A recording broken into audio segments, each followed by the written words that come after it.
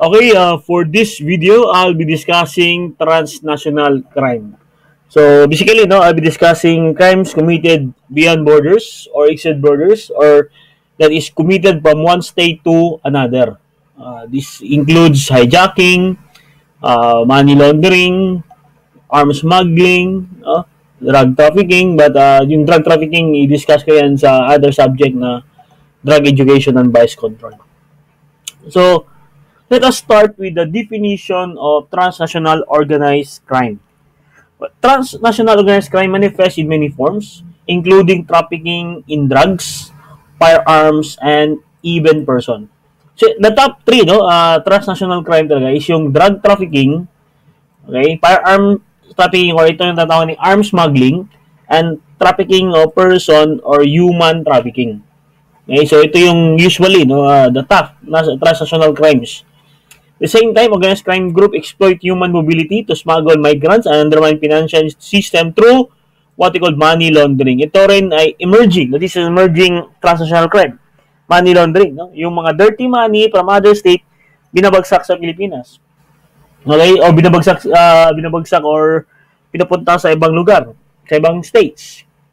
And kiniklin doon, tapos babalik na naman. So, that's money laundering. We'll discuss money laundering maybe in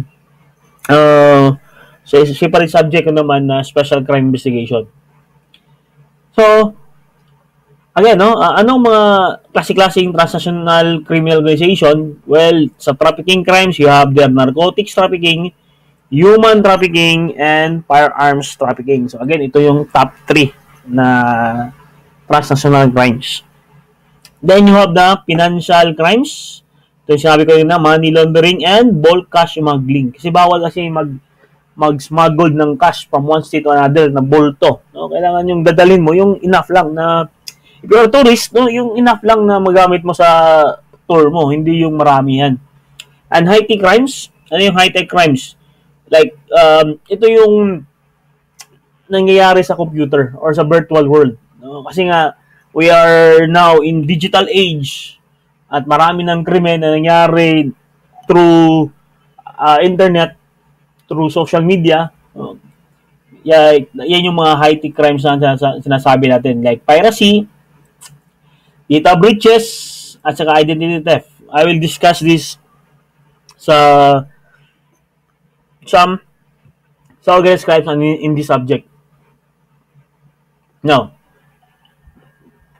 the Convention Against Transnational Crime, ito yung natawag na Palermo Convention. Okay? The Convention on Transnational Organized Crime ay tinatawag ding Palermo Convention. Bakit? Kasi nga, it happens in Palermo, Italy. This is developed by United Nations in 1998 and they define transnational crime. Ito yung naging unang definition ng transnational officially, no? Ito yung elements niya. Anong elements ng transnational crime? It is committed in more than one state. Committed in more than one state. Yung drugs galing China, pinapasok mo sa Pilipinas, that's transnational crime. Yung firearms galing Amerika, pinasok mo sa Pilipinas, that's more than one state. That is transnational crime. Yung human trafficking, no? Yung mga babae sa Pilipinas, dinala mo sa Malaysia for prostitution, that is human trafficking, that is transnational crime. Okay? Because it is committed by more than one state. It is committed in one state, committed siya sa isang lugar lang, but substantial part of its preparation, planning, and direction or control takes place in another state. So, yung preparation, planning, direction, control ay nangyari sa ibang lugar naman, sa isang estado naman.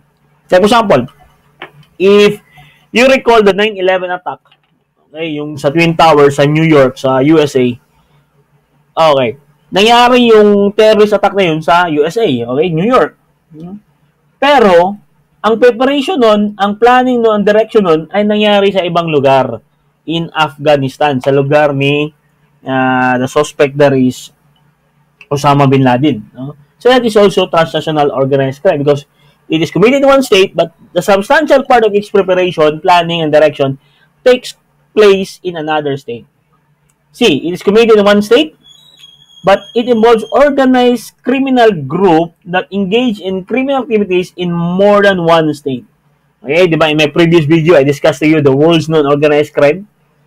group, no, yung Yakuza, nasa Japan yan. Pero they are involved, they are organized crime group na involved sila sa criminal activities in more than one state. Yung mafia, may mafia sa Italy, may mafia sa Amerika. Okay, so yan yung example ng transnational crime or transnational organized crime. And it's committed in one state siya, but have substantial effect in another state. So may effect siya sa ibang lugar. Like nuclear attack. Okay? Yung, for example, yung North Korea mag-conduct ng nuclear attack or atake sa Guam, sa USA. Pwede tayong madamay sa Pilipinas kasi malapit tayo sa Guam. Or yung Japan, madamay kasi dadaanan yung missile nila. No? So that is also transnational organized crime. So ito ngayon, no? The United Nations Convention Against Transnational Organized Crime spearheaded by United Nations Office of Drugs and Crime. So ito yung nag-spearhead nan. Ito ay tinatawag din Palermo Convention. Palermo Convention. Oh. And 147 countries and the European communities signed the convention, and 138 countries ratified the said convention. Okay? So, ano ang kaibahan ng transnational crime at saka ng international crime? Pareha ba yan? Hindi, magkaiba yan. Okay? Although, baka involved yung ibang state dyan. Okay? So, example, anong transnational crime? Well, involves activities that violate laws of more than one country. Violate laws of more than one country like money laundering, terrorist activities, illicit traffic in arms trafficking, environmental crimes, illicit drug trafficking, and trafficking in person. So, yun yung mga transnational crime because it is committed from one state to another, and of course, usually for profit or gain. But, international crime refers to activities that are contrary to the interests of humankind. Hindi ito for profit or gain. This is not for money. But this is a crime that is contrary to the interests of humankind. Anong example yan? Genocide. That's example of international crime, which we'll discuss later. Apartheid. I will discuss this apartheid in my next video. No? War crimes and international terrorism. So, kung isang grupo ng mga ethnic minority, pinapatay mo yun, that is considered genocide or apartheid, then that is considered international crime. Okay? That is not transnational crime. So, ito. To give you more concrete example or illustration. Okay, tingnan nyo. Duterte faces fresh case at ICC. ICC is International Criminal Court over drug war. Kasi daw maraming namamatay sa drug war ni President Duterte. Kaya si Tonay Sabio, yung kakampi ni Trillanes, nag-file ng communication, kasi ang complaint na tawag ng communication, sa ICC. Okay? Core Penale Internationale. So, bakit? Kasi daw maraming napatay. Is this an international crime or transnational crime? So, this filing of cases in International Criminal Court is international crime. ICC usually yung mag-handle dyan eh. Okay? Pero ito, naman nyo, sabi nito, my son Paulo is a gangster. No? Davao's Vice Mayor Paulo Duterte and son President Rodrigo Duterte takes oath as he testifies Senate hearing on drug smuggling in Pasay, Metro Manila. Drug smuggling. So kasi siya yung pinagbibidnangan na nagpasok ng shabu shipment. More or less 6 billion worth of shabu. Pinasok niya sa Pilipinas. Allegedly, pinasok ang grupo ni Paulo Duterte sa Pilipinas. Now, kung assuming kung totoo yun, although hindi na patanayan, kung totoo yun, ano to? Is this transnational crime or international crime? So this could be an example of transnational crime because it is committed from one state to another. It is smuggling of drugs or ito yung drug trafficking. No? So yan yung kaibahan ng international crime at saka ng transnational crime. Ano granting kung totoo to ha, but this is a mere allegations pa naman. Now, so anong sabi ni President Duterte kasi kinasuhan siya sa ICC? Philippine withdrawal from ICC in effect tomorrow. So, nag-withdraw tayo sa International Criminal Court. Pero this is still subject for debate, no? Kung allowed ba yung withdrawal by mere president lang, no? Now, let's go to aircraft hijacking. Ito yung tawag dito ni Attorney Gabo sa kanyang librong Book 2. This is what he called air piracy. Okay? And this is covered by RA 6235. Aircraft hijacking under RA 6235. So, But this is RA 6235. This is an act prohibiting certain acts in regard to civil aviation. Provides that it shall be unlawful for any person to compel a change in course or destination of an aircraft of Philippine registry or to seize or use or control thereof while it is in flight. Kasi ganito. Simplihan natin yung paano ba na-commit ang hijacking or air piracy. Well, remember this. Okay? There is an aircraft of Philippine registry. May aircraft of Philippine registry. Like Cebu Pacific, Philippine Airlines, okay? Air Asia, kasi may plug yan ng Pilipinas eh. Registered sila sa Pilipinas. Okay. Then, that aircraft is already in flight. Nakalipad na. We'll discuss later what is in flight. No? In flight na yung aircraft na Philippine registry. And anong ginawa ng hijacker? He compelled the change in course or destination. Example, yung aircraft is from Manila going to Cebu. Sabi ng hijacker, huwag tayong pumunta Cebu, punta tayo ng Jensan. So, there is compelled change of course or destination. Okay? So, that's hijacking already. Or, ano pang pwede niyang gawin? He seized or usurped the control thereof. Ano yung may seize or usurp control thereof? Siya yung naging piloto. Binaril yung piloto probably. O, tinutukan na parang yung piloto, tapos siya yung nagpiloto na. Siya yung nag-maneuver sa aircraft. So, again, the keyword here is there is an aircraft of Philippine registry and the aircraft is already in flight and either he changed the course or destination or he seized or used or control thereof, kinuha niya yung control. Now, ano yung ibig sabihin ng in flight? What do you mean by while it is in flight? An aircraft is in flight from the moment all external doors are closed. Ito yung keyword natin. Pag yung door ay closed na, following embarkation, until any such doors are open for disembarkation. So, that is already, consider natin yan na in-flight na pag close na yung door. Kahit na, literally, hindi pa talaga siya nakalipad.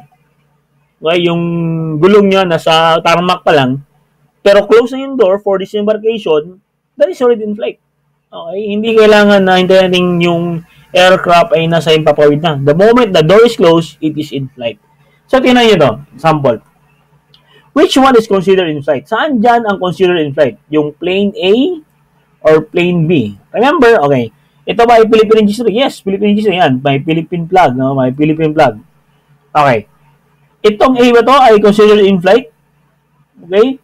Pero if you're going to look at that two, hindi pa talaga yan literally lumilipad kasi yung gulong nasa tarmac pa lang. Di ba? Yung mga gulong nila. But under the law, saan dyan ang in flight? Ito, the door is still open, or itong the door is already closed. Okay? So, this is, what is considered in flight here is, of course, yung letter B. Ito, kasi in flight na to. No? Bakit? The plane is already, the door is already closed. So, that is in flight. Now, what if in this scenario, sa letter A, sabi ni A kay B, sabi ni A sa pilot, wag tayong pumunta ng Cebu, punta tayo ng Jensan. Hindi pumayag ng pilot, binaril. Is that hijacking? No, because the aircraft is not yet in flight.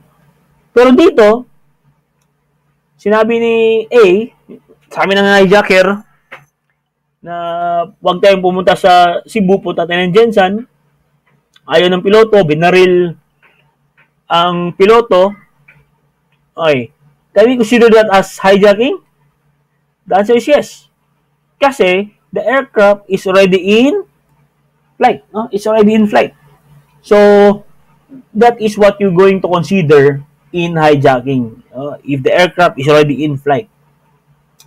So, element of hijacking under the first paragraph of Section 1 RA 906-6235. The aircraft is of course, registry in the Philippine registry. And it is in flight. Anong ginawa ng offender? The offender compels the change of course or destination, pinapunta sa ibang lugar, or kinuha niya yung control, no? Seize or usurp the control of the aircraft. Siya yung naging piloto na. So, yan yung elements ng hijacking. Katulad ito, okay, yan. Basic. Consider ba natin na in-flight na to? Yes, lumipad na eh. Philippine registry ba to? Yes. Okay? What if this the aircraft is from Davao going to Manila. Okay? Tapos, sabi ni A sa piloto, huwag tayong pumunta sa Manila, punta tayo ng Cebu. So, there is change of destination or course. No? So, is that considered hijacking? The answer is yes. Okay, the answer is yes. Kasi, this is already in flight, Philippine registry, at you change the course or destination. Okay, so that's sample ng hijacking. Ito, hijacking nangyari sa Pilipinas. Hijacker jumps Opal jet after robbery. Okay. A man hijacked a Philippine Airlines, so Philippine registry, no? Jet yesterday, then bailed out in parachute after taking money from most of people's plane. 277 others passenger and 12 crew members. So actually, ang hijacker rito is a certain Augusto Lacandula from Digos, Davao del Sur. Okay, from Digos, Davao del Sur. Actually, sa story dito, frustrated yung tao eh. Yan. Frustrated yung tao kasi nga, yung misis niya, inaagaw ng isang pulis. Okay? So, medyo frustrated siya. Sumakay ng aeroplano, mayroon siyang homemade parachute. Okay? From Davao, yung aeroplano papuntang Manila. Yan, Manila. Okay? When the aircraft is about to land in Manila, tinutukan niyang firearm yung piloto. Sabi ng piloto, huwag tayong pumunta sa Manila, punta tayo sa Leyte. Gusto niyang umuwi sa Leyte. Doon, anong ginawa ng piloto? Pinaikot-ikot niya yung aeroplano sa Manila area. Then, after a while, sabi niya, yan, Leyte na yan. Okay? Then, anong ginawa niya? Kasi dalawa yung pintuan ng aeroplano, sa harap at saka sa likod. Yung sa likod ng pintuan, pina-open niya at tumalon siya 6,000 feet altitude 6,000 feet. Then meron siyang homemade parachute pero hindi gumana kaya patay. So this is one recorded hijacking in the Philippines. Now, how about if ito na, the aircraft is Philippine registry, okay, and it is outside the territory, sa labas ng territory ng Pilipinas. Example, ang aircraft ay from Philippines going to Japan. Pupunta Japan yan. Tapos, sabi ng hijacker, ito, international area na to.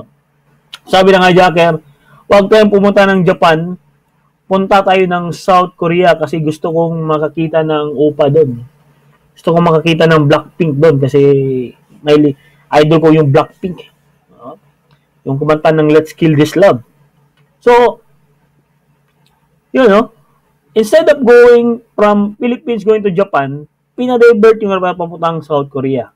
But remember, this happened outside the Philippine territory. Now, is this hijacking? Philippine registry ba siya? Yes. Philippine Airlines. Is it in flight? Of course, it's in flight. No? Was there change of course of destination? Yes, kasi instead of going to Japan, pinapunta sa South Korea. Okay, pinapunta sa South Korea. Now, so it's hijacking. No? The problem is, saan may pa-file ang kaso? Nangyari yan outside the Philippine territory. Okay? Actually, it can be filed in the Philippines. Because that is our aircraft. Okay? Aircraft natin yan. It is registered in the Philippines. That's hijacking considered committed in the Philippines. Kasi nga, that's part of our that is registered in the Philippines. Registered sa Pilipinas. Now, how about if Philippine Airlines nga siya, pero yung biyahe niya is Japan to China.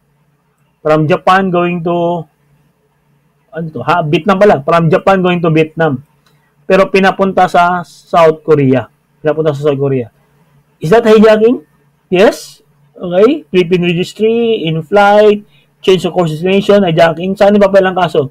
Nangyari ba ang hijacking sa loob ng Pilipinas? May nangyari ba sa Pilipinas? Wala. But that is still triable in the Philippines. Sa Pilipinas pa rin yung kasong hijacking. Okay, sa Pilipinas pa rin. Now, ang sunod na tanong dito, what if this aircraft is not Philippine Airlines? Yan yung tanong. So, ito na yan, no? What if the aircraft is Japan Airlines? Yan, Japan Airlines. Okay? And yung Japan Airlines, from Japan, going to South Korea sana, pinapunta sa Vietnam. Okay? Instead of going to South Korea, pinapunta sa Vietnam. So, okay. Is that hijacking? Yes. The aircraft is in flight. Okay. Was there change of course of destination? Yes. Kasi, instead of going to South Korea, pinapunta sa Vietnam. Ang tanong, is that triable in the Philippines? Pwede mo bang i-file yung hijacking sa Pilipinas? The answer is no. Okay, the answer is no. Bakit? This is not Philippine Airlines. This is not Cebu Pacific. This is not an aircraft registered in the Philippines. Okay? Kasi, pwede lang yan, anong rule? Pag foreign registry, it shall likewise be unlawful for any person to compel an aircraft of foreign registry to land in the Philippine territory. Pag pinalam mo sa Philippine territory, pwede yung hijacking sa Pilipinas. Or seize or usurp the control thereof while within the said territory. I mean to say that's Philippine territory. Kasi ito, foreign registry, walang nangyari sa Pilipinas. Nangyari ang palagay natin yung hijacking sa ibang lugar like Japan to Vietnam. But walang nangyari sa Pilipinas din. Wala tayong pakialam dyan. Wala ang pakialam ang Pilipinas dyan. Pero in this next example, okay, yan. Yung aircraft na Japan Airlines, from Japan going sana ng South Korea, pinadivert papuntang Pilipinas, going to the Philippines. Okay? So, is this hijacking? Okay. Is this foreign registry? Yes. Foreign registry. Is it in flight? Yes, in flight yan. Okay? Was there change of course or destination? Yes. Instead of going to South Korea, pinapunta sa Pilipinas. Now, is it triable in the Philippines? This time, the answer is yes. Kasi nakalagay sa batas natin, RA 6235, it shall likewise be unlawful for any person to change at to compel an aircraft of foreign registry to land in the Philippine territory. Pag pinilit mo yung i-land sa Philippine territory, then that is triable in the Philippines kasi may nangyari sa Pilipinas. Triable sa Pilipinas yan. Now, ano pa? So what if Japan Airlines, okay, nasa Pilipinas, okay, papunta sa ng Japan, no? Philippines to Japan yung biyahe niya, pinapunta mo sa Vietnam, while it is in our territory. Is this hijacking? The answer is still yes. That's still hijacking. Pero, is it triable in the Philippines? The answer is still yes. Okay? Kasi it shall likewise be unlawful for any person to compel an aircraft of foreign registry to land in the Philippine territory or seize or usurp the control thereof while within the said territory. Pag kinuha mo yung control ng aircraft while within the territory, within the Philippine territory, then that is also hijacking. Under Philippine law. Okay, that's the hijacking under Philippine law. Kasi may nangyari sa Pilipinas. Pero kung ang foreign aircraft ay in-hijack sa ibang lugar, walang nangyari sa Pilipinas, then wala tayong pakialam dun. No? We don't have jurisdiction. Now, the penalty of imprisonment of 15 years to death or a fine not less than 25,000 pesos but not more than 50,000 shall be imposed upon any person committing violation under the following circumstances. Actually, this is a special complex crime of hijacking. So, if you committed hijacking and you fired upon a pilot, binaril mo yung pilot, hindi mo pwedeng kasuhan ng dalawang kaso. Yan, hijacking and murder. No. It's complex crime of hijacking with murder or special complex crime of hijacking with murder. Okay? Or whenever he has exploded or attempt to explode any of the bomb or explosive to destroy aircraft. So, may dala kang granada sa hijacking mo. So, hindi pwedeng dalawa yung kaso mo, isa lang, hijacking lang. No? Or whenever hijacking is accompanied by murder, yung pagpatay, or serious physical injury, nanuntok ka doon sa loob, okay, nanuntok ka sa loob, at saka rape ka ng flight stewardess, while you committed hijacking, ng rape ka, Isa lang ang kaso doon. Special complex crime of hijacking with rape. Hindi pwede dalawa. Because this is a law that provides for specific penalty for hijacking or for rape committed on occasion of hijacking. So this is special complex crime. So illustration.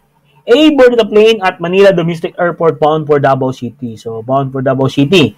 While the plane was still on tarmac, the door is still open and waiting for the last passenger to board. A ordered the pilot P at gunpoint to take the plane to Singapore. So pinadala yung plane sa Singapore.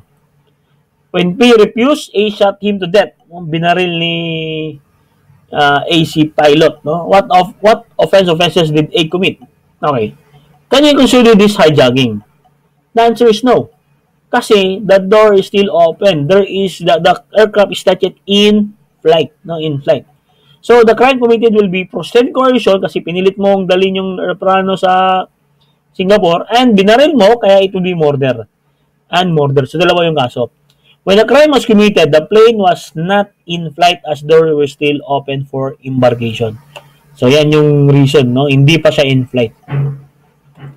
Now, while the Philippine Airlines aircraft was being serviced at the airport of San Francisco, USA. So ito the aircraft is Philippine Airlines being serviced in San Francisco, USA. Nasa USA. A Mexican residing in USA pointed a pistol at two pilots or eating a restaurant and ordered them to take him in the plane to Havana, Cuba. So dadalhin yung plane sa Havana, Cuba. San Francisco. Galing San Francisco, papuntang Havana, Cuba. The pilots obeyed and flew him to Havana. Months later, A was recognized at Manila International Airport, was arrested and tried in the Philippine court. For hijacking. Ang tanong, did the Philippine court have jurisdiction? Remember, nangyari ang krimen sa San Francisco, California, dinala yung plane sa Havana, Cuba. But it is Philippine registry. May jurisdiction ba Pilipinas? The answer is yes. Yes, because Philippine has jurisdiction on basis of protected principle and universality principle under international law. Kasi nga, that is registered in the Philippines. Kahit saan pa nangyaring krimen, basta registered sa Pilipinas, it is triable in the Philippines. Okay. Change yung fact a little. No? This time, it is not Philippine Airlines, but it is a Japan aircraft. Was being serviced, again, doon pa rin, sa San Francisco, USA. A Mexican residing USA pointed pistol at two pilots and ordered him to take the plane to Havana, Cuba. Okay? And the pilots obeyed and the hijacker was arrested in Manila. So, arestado siya sa Manila. Can the hijacker be tried in the Philippine court for violation of second paragraph of Section 1 of RA 6235? Remember, nangyari ang krimen sa San Francisco, dinala ang plane sa Havana, Cuba, and it is an Japan aircraft. Is it triable in the Philippines? The answer is no. Hindi na. Why? Because A did not seize control of the foreign aircraft while it is within the Philippine territory. Walang nangyari sa Philippine territory. Neither did he compel the pilots to land in the aircraft in the Philippines. So, again, pag foreign aircraft yan at walang nangyari sa Philippines, then that cannot be considered as hijacking committed in the Philippines. But it is hijacking still, but it is not triable in the Philippines. Now, then you have the